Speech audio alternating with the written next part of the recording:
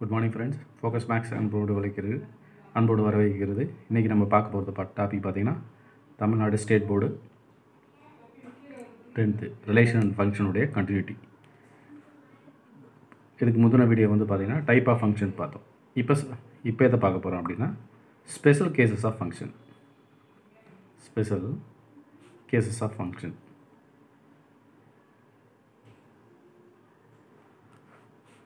என்ன special cases?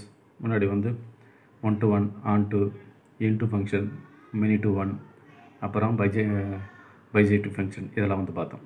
இப்போ இதில் ஃபங்க்ஷனுடைய ஸ்பெஷல் கேசஸ் என்ன? First 1 constant function. என்ன கான்ஸ்டன்ட் ஃபங்க்ஷன்னா, ஃபார் எக்ஸாம்பிள் ஒரு ஃபங்க்ஷன் நடக்குது, f a tends to b, that means ஏலேருந்து பியில் போகுது, அதுக்கு இடையில் ஒரு ஃபங்க்ஷன் நடக்குது. இதை எப்போ கான்ஸ்டன்ட் ஃபங்க்ஷன் அப்படின்னு சொல்கிறாங்கன்னா, இதில் the range of f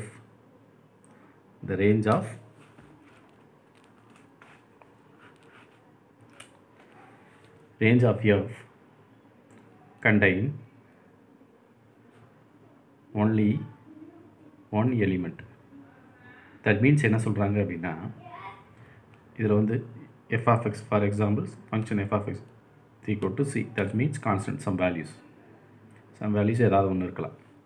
இப்போ எக்ஸாம்பிள், இப்போ ரஃபா, இப்போ ஏ செட், ஏன்ற செட்டில் ஏ பி சி டி இது மாதிரி இருக்குது. பின்ற செட்டுக்குள்ளே 1 2 3 இருக்குது. ஏல இருக்க எலிமெண்ட் எல்லாமே பியில் செட்டில் ஏதாவது ஒரே எலிமெண்ட்டை நோக்கி ஃபங்க்ஷன் இருந்தால் அதை கான்ஸ்டன்ட் ஃபங்க்ஷன் சொல்லுவாங்க. ரைட்டுங்களா? இப்போ ஏல இருக்க எலிமெண்ட் என்ன, ஏபிசிடி, இந்த எலிமெண்ட் எல்லாமே பின்ற செட்டுக்குள்ளே இருக்கிற எலிமெண்ட்டில் ஏதாவது ஒரே எலிமெண்ட்டாக கொடுத்ததுன்னா, ரைட்டுங்களா, இது மாதிரியான ஃபங்க்ஷன் கான்ஸ்டன்ட் ஃபங்க்ஷன் அப்படின்னு சொல்கிறாங்க. அடுத்து second identity function.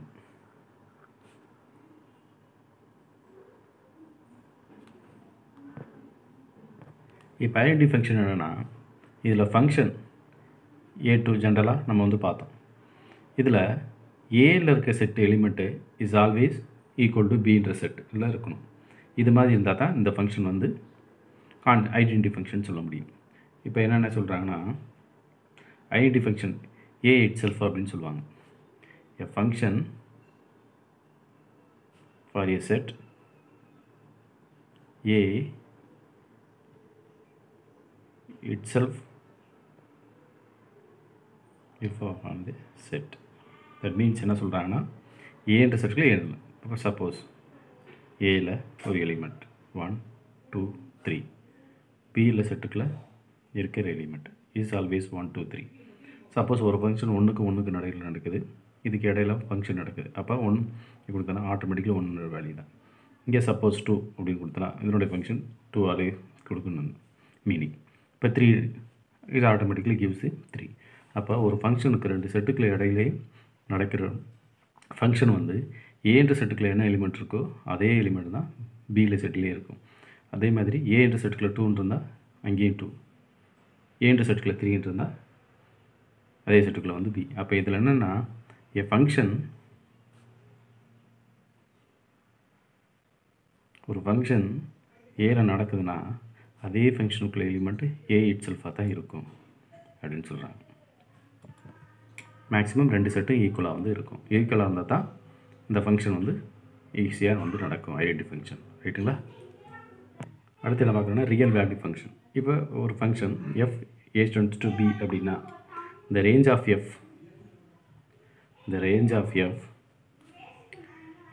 is a subset of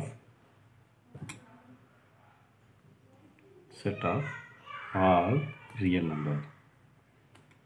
That is called the real value function அப்படி சொல்கிறாங்க. that means f of a ஒரு ஃபங்க்ஷன் நடக்குது, the subset of r. that means சப்செட்டுக்கான சிம்பிள்.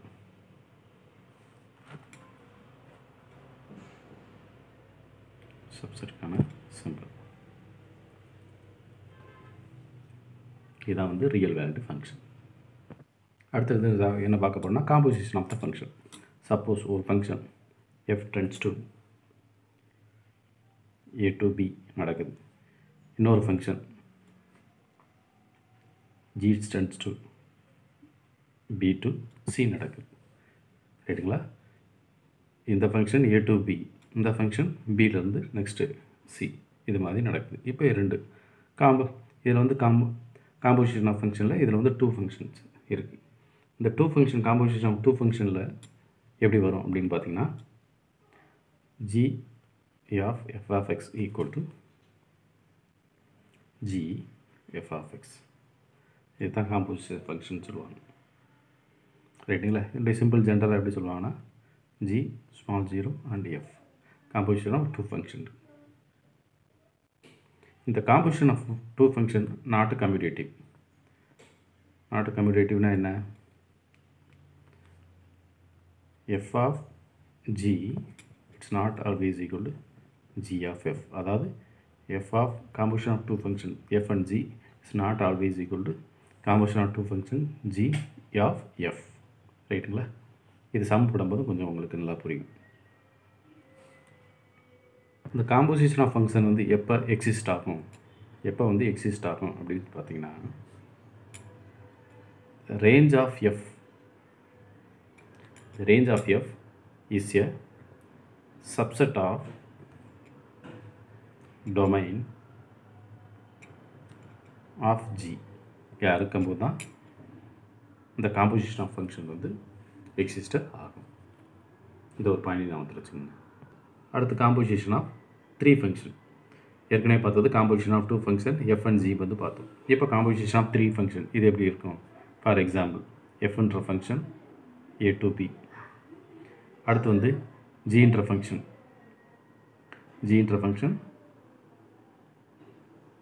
b to c, அதுக்கடுத்து hன்ற ஃபங்க்ஷன் c to d நடக்குது.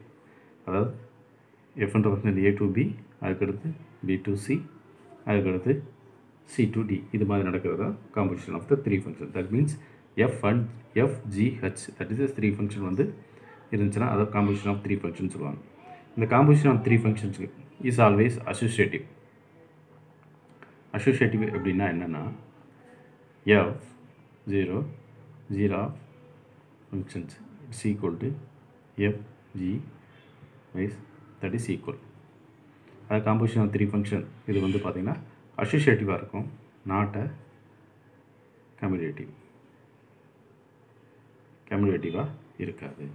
ஜென்ரலாக ஏற்கனவே composition of 2 function not a commutative but அசோசியேட்டிவாக இருக்கும்.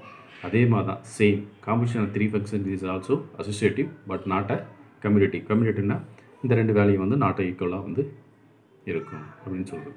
அது சம் போடும்போது தெரியும். இப்போதைக்கு இந்த பாயிண்ட் மட்டும் ஞாபகம் வச்சுக்கோங்க.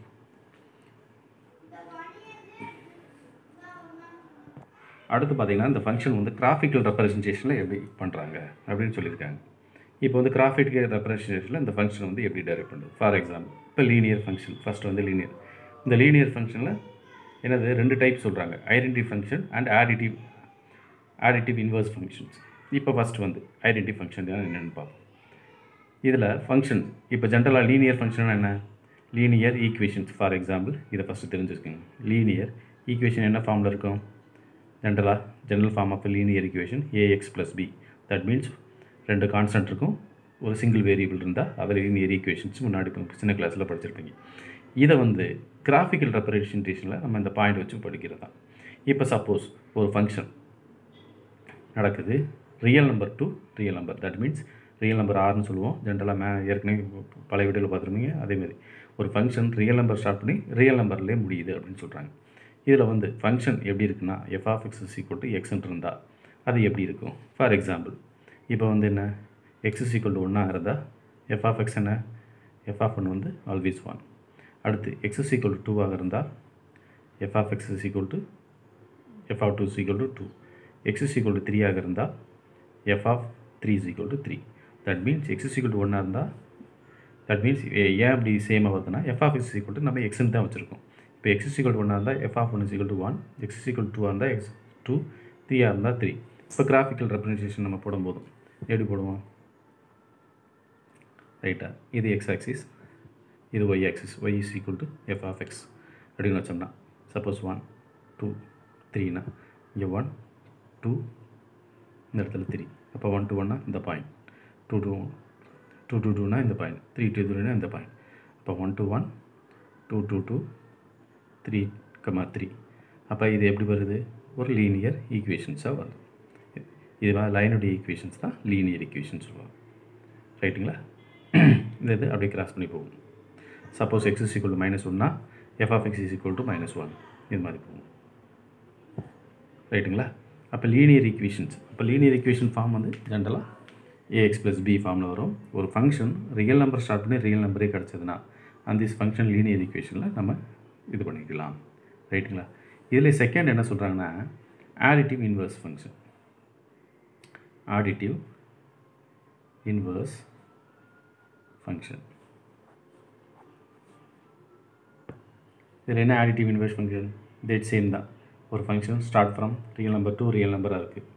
இப்போ இதில் என்னென்னா எஃப் ஆஃப் எக்ஸ்ன்ற ஃபங்க்ஷன் முன்னாடி வந்து பார்த்தோம்னா என்ன பார்த்தோன்னா எக்ஸ்ன்னு பார்த்தோம். இது வந்து minus x because of additive inverse. ப்ளஸ்னா மைனஸ், மைனஸ்னா ப்ளஸ், ஆடிட்டிவ் இன்வர்ஸ். இப்போ இதில் வந்து எக்ஸ் இஸ் ஈக்குவல் டு -1ன்னு போகிறீங்கன்னு வச்சுக்கோங்க. அப்போ f of x, f of -1 is equal to minus of minus x -1. ஓகேங்களா? அதுக்கடுத்து எக்ஸ் இஸ் ஈக்குவல் டு -2 போகிறீங்கன்னு வச்சுக்கோங்க. அப்போ f of -2 is equal to 2. X is equal to -3ன்னு போட்டிங்கன்னா எப்போ f of -3 is equal to 3. இது +1. ரைட்டுங்களா? அப்போ இதை வந்து கிராஃபிக்கல் ரெப்ரசன்டேஷன் எப்படி பண்ணுறது? இப்போ ஜென்ரலாக ஒரு கிராஃப் போடுறீங்க. இது 1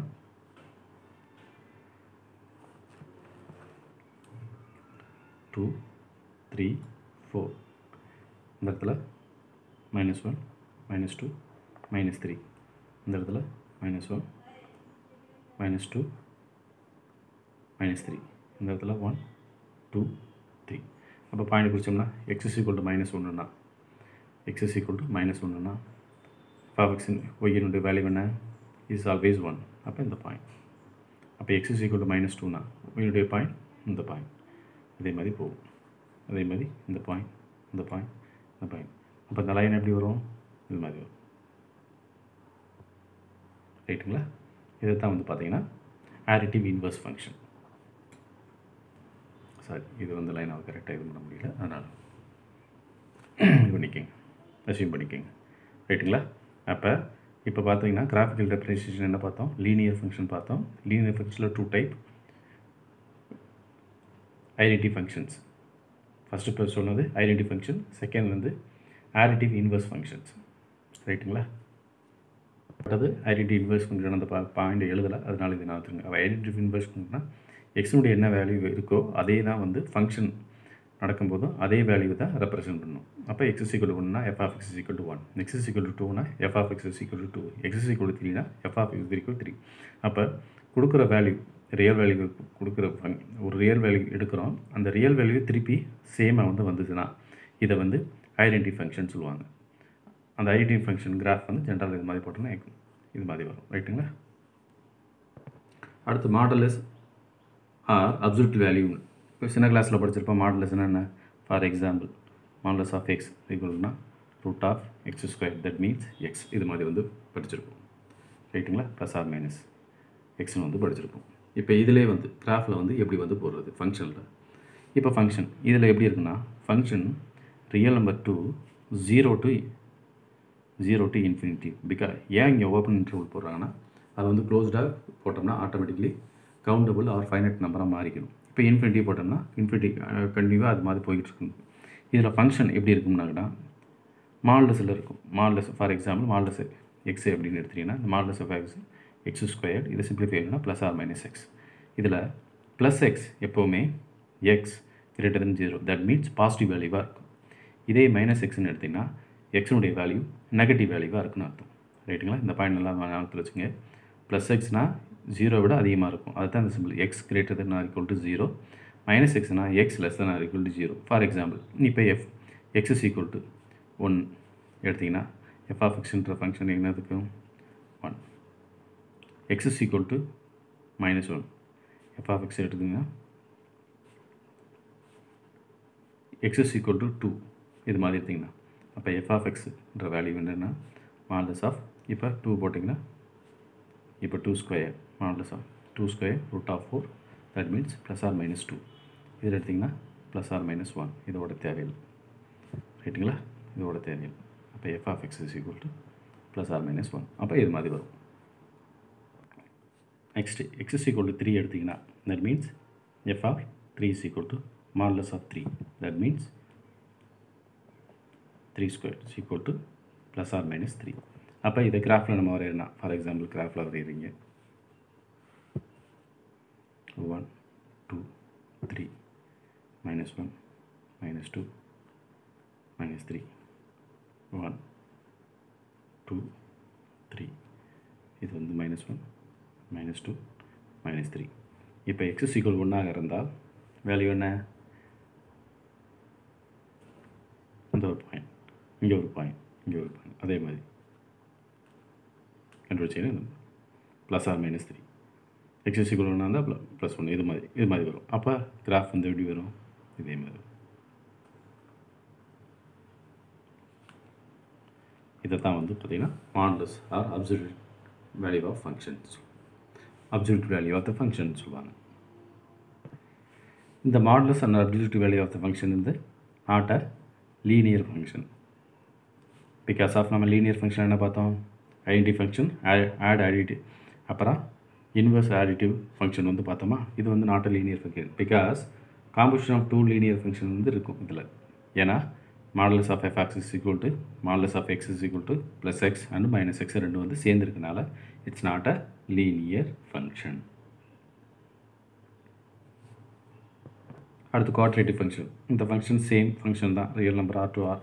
but function of F of x எப்படி இருக்குன்னா குவாட்ரிக் ஃபார்ம்லேயே இருக்கும். குவாட்ரேட்டிக் ஃபார்மில் ax square plus bx plus c that means a comma b comma c is equal to constant. என்னென்னா குவாட்ரிக் ஃபார்மில் இருக்கும், இது மாதிரி ஈக்குவேஷன்ஸ் ஃபார்மில் இருக்கும். பட் ஆனால் எக்ஸ் ஸ்கொயர்ன்ற டேர்ம்ஸு கண்டிப்பாக இருந்தாகணும். ரைட்டுங்களா. இதில் வந்து எஃப் ஆஃப் எக்ஸ் வந்து எப்படி இருக்கலாம், எக்ஸ் ஸ்கொயர்டாக இருக்கலாம், எக்ஸ் பிலாங்ஸ் டு ரியல் நம்பராக இருக்கலாம், இல்லது மைனஸ் எக்ஸ் ஸ்கொயர்டாக இருக்கலாம், same X belongs to real நம்பராக இருக்கலாம். இது மாதிரி இருந்ததுன்னா இதனுடைய வேல்யூ எப்படி இருக்குன்னா 0 to இன்ஃபினிட்டிவாக இருக்கும்.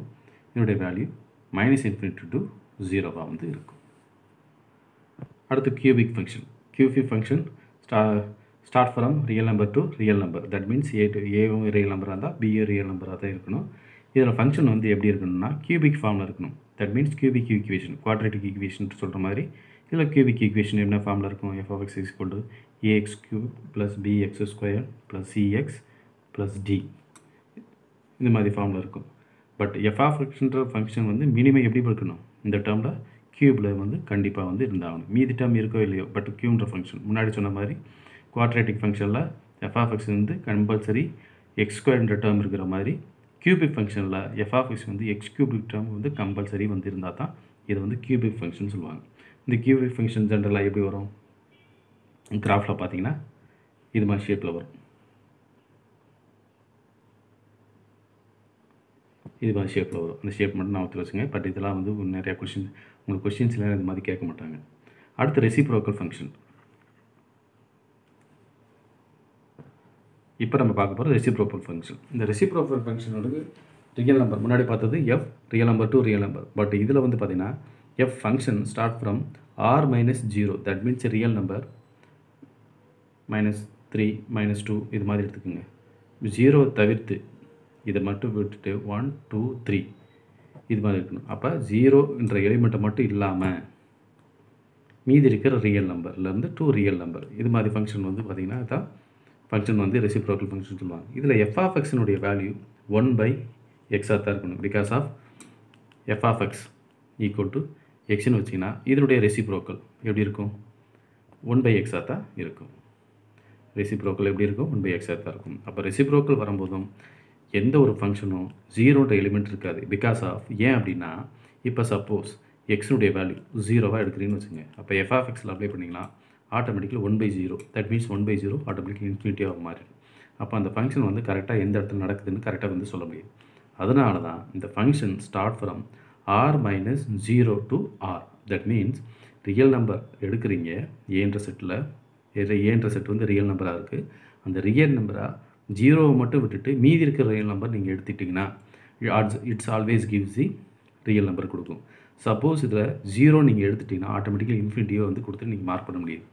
அதனால தான் இவன் ஒரு ஃபங்க்ஷன் ரெசிப்ரோக்கல் ஃபங்க்ஷனில் ஸ்டார்ட் பண்ண போது இந்த function start from R minus 0 the element tends to r அப்படின்னு சொல்லுவாங்க. ரைட்டுங்களா? இது நல்லா புரிஞ்சுக்கோங்க. அடுத்து பார்க்குறது பார்த்தீங்கன்னா லாஸ்ட்டு கான்ஸ்டன்ட் ஃபங்க்ஷன். இந்த கான்ஸ்டன்ட் ஃபங்க்ஷன் ஜென்ரலாக எஃப்ன்ற function start from r to R. That means real number to is ஏன்ற செட் ரியல் நம்பர் இருந்தால் always give the real number, பின்ற செட்டு வந்து ரியல் நம்பராக இருக்கும் அப்படின்னு சொல்கிறாங்க. இதில் ஃபங்க்ஷனும் எப்படி இருக்குன்னா ஃபங்க்ஷனுடைய equation f of X is equal to some constant, அதாவது சம் வேல்யூஸ் வந்து இருக்கணும். வேரியபிளோ எதுவுமே இந்த லீனியர் ஃபங்க்ஷனுக்கு, குவாட்ரேட்டிக் ஃபங்க்ஷன், கியூபிக் ஃபங்க்ஷனுக்கு நம்ம பார்க்க மாதிரி எக்ஸ்ன்ற வேரியபிள் வந்து இருக்காது. ஒன்லி ஒன் கான்ஸ்டன்ட் தான் இருக்கும். இது மாதிரி வர ஃபங்க்ஷன் வந்து கான்ஸ்டன்ட் ஃபங்க்ஷன். தட் மீன்ஸ் இதில் வந்து F of X is equal to 3 அப்படின்னா இதில் வந்து எஃப் ஆஃப் எக்ஸ் வந்து சம் கான்ஸ்டன்ட் வேல்யூவாக தான் இருக்கும். ஏதோ ஒரு வேல்யூ கொடுத்துருக்காங்கன்னா சப்போஸ் ஏபி 1 2 3 5 அது மாதிரி கொடுத்தாங்கன்னா கான்ஸ்டன்ட் வேல்யூ மட்டும்தான் இருக்கும். இப்போ எஃப் ஆஃப் 3 கொண்டு வந்தாலும் ஆட்டோமேட்டிக் கிவ்ஸ் கான்ஸ்டன்ட் வேல்யூவாக தான் இருக்கும் அப்படின்றாங்க. இது மாதிரி நடக்கிற ஃபங்க்ஷன்ஸ் தான் கான்ஸ்டன்ட் ஃபங்க்ஷன். ஓகே, இந்த வீடியோவில் என்ன, இது வரைக்கும் நம்ம இந்த வீடியோவில் என்ன பார்த்தோம்? ஸ்பெஷல் கேசஸ் ஆஃப் ஃபங்க்ஷன் பார்த்தோம். ஸ்பெஷல் கேசஸ் ஆஃப் ஃபங்க்ஷனில் என்னென்ன பார்த்தோம்? ஞாபகம் இருக்குங்களா? ஸ்பெஷல் கேசஸ் ஆஃப் ஃபங்க்ஷனில் கான்ஸ்டன்ட் ஃபங்க்ஷன், ஐடென்டி ஃபங்க்ஷன்னா, ரியல் வேல்யூ ஃபங்க்ஷன்னா என்னென்னு பார்த்தோம். அதுக்கடுத்து பார்த்தீங்கன்னா என்ன பார்த்தோம்னா காம்போசிஷன் ஆஃப் ஃபங்க்ஷனில் என்ன பார்த்தோம்? காம்போசிஷன் ஆஃப் 2 ஃபங்க்ஷன் எப்படி இருக்கும், அதுக்கடுத்து காம்போசிஷன் ஆஃப் 3 ஃபங்க்ஷன் எப்படி இருக்கும், அதுக்கடுத்து வந்து கிராஃபிக்கல் ரெப்ரசன்டேஷனில் ஃபங்க்ஷன் வந்து எப்படி இது பண்ணுறது. அதில் வந்து பார்த்திங்கன்னா லீனியர் ஃபங்க்ஷனில் 2 டைப் பார்த்தோம். Identity function and additive inverse function பார்த்தோம். அடுத்து modulus or absolute value of the function வந்து பார்த்தோம். அதுக்கடுத்து பார்த்திங்கன்னா quadratic function, cubic function, reciprocal function and constant function. இதெல்லாம் வந்து ரஃபாக ஒரு கிராஃபில் எப்படி வருதுன்னு நம்ம வந்து பார்த்தோம். இதெல்லாம் ஜென்ரல் இந்த கான்செப்ட் நல்லா தெரிஞ்சு வச்சுக்கோங்க. பட் சம்ஸில் வந்து அதிகமாக கேட்க மாட்டாங்க. மேக்ஸிமம் உங்களுக்கு உங்கள் எக்ஸசைஸில் 2 type of function, that means composition of 2 type of ஃபங்க்ஷன், காம்போசிஷன் ஆஃப் 3 டைப் ஆஃப் ஃபங்க்ஷனை வச்சு ரிலேட்டடான கொஷின்ஸ் தான் இருக்குது. மேக்ஸிமம் இது ரிலேட்டடாக தான் கேட்பாங்க. சப்போஸ் இந்த கான்செப்ட் நீங்கள் நான் வச்சிங்கன்னா எந்தெந்த function real value function, linear ஃபங்க்ஷன்லாம் எப்படி இருக்கும் அப்படின்னு சொல்லிட்டு ஜெனரலாக வந்து நீங்கள் தெரிஞ்சுக்கலாம். ஓகேங்களா? இந்த நெக்ஸ்ட் வீடியோவில் எக்ஸசைஸ் 1.5ல் இருக்கிற சம்ஸில் ஒரு டஃப்பான சம்ஸை ஒரு 4-5 சம்ஸ் வந்து எடுத்து நான் எக்ஸ்பிளைன் பண்ணுறேன். ரைட்டுங்களா? இந்த வீடியோ வந்து 20 மினிட்ஸ் அதிகமானனால இந்த வீடியோ கான்செப்டை மட்டும் நான் இது பண்ணுறேன். நீங்கள் இந்த கான்செப்டை மட்டும் நல்லா பார்த்து தெரிஞ்சு வச்சுக்கோங்க. ரைட்டுங்களா? இந்த வீடியோ பிடிச்சிருந்தால் லைக் பண்ணுங்கள், ஷேர் பண்ணுங்கள், சப்ஸ்கிரைப் பண்ணிக்கோங்க. தேங்க்யூ.